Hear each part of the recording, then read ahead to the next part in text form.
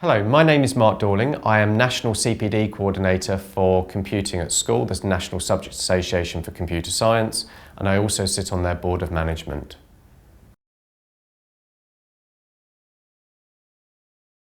So we have some really exciting changes in the national curriculum.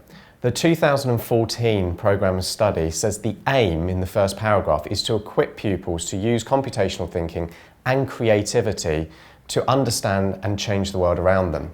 This provides us teachers with a fantastic opportunity to review and enhance our current approaches and curricula to provide even more exciting and rigorous curriculums in the future. The national curriculum has changed to include more computer science alongside what we would traditionally know as ICT. And we now break ICT down into two strands, information technology and digital literacy, as suggested by the Royal Society report in 2012. The new national curriculum comes into effect at the start of the new academic year in September 2014. No, you don't need to change all your schemes of work. How much you will need to change will vary between school to school. It is important that you understand where you are as a school before deciding what you want to change and how you're going to change this.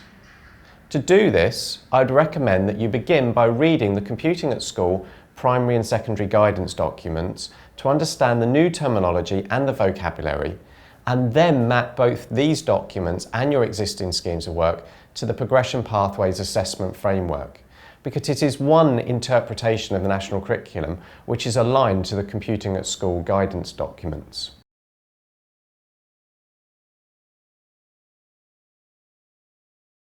So we do have a slimmed down national curriculum of 2 pages. It's designed to give teachers greater autonomy and flexibility in what they teach pupils.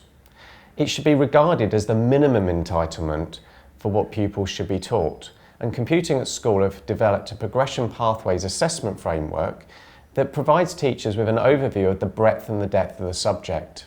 It provides a linear view of what progression might look like across the entire computing curriculum. When combined with the Computing at School's primary and secondary guidance documents, it provides teachers with all the information they need to begin developing their own schemes of work and curricula. No, you don't have to be 100% ready in September 2014. September 2014 is when the national curriculum comes into effect.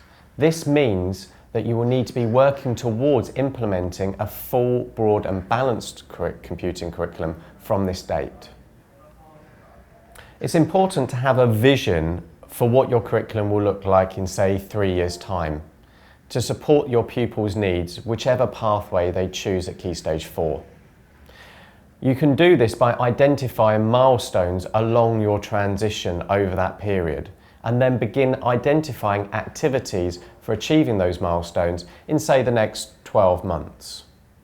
I would advocate writing a mission statement with your department, for your department, but we'll discuss that a little bit later. Activities to implement the transition from ICT to computing could include setting up extracurricular clubs through something like a code club, making contact with your local STEM ambassador, making contact with your local university and arranging student ambassadors, arranging school trips to, say, Bletchley Park, or aligning your CPD needs to the development of your schemes of work and then testing those out in, say, extracurricular clubs. The important thing is to manage the change and do it gradually within your curriculum. Too much change will be both difficult for you and your pupils.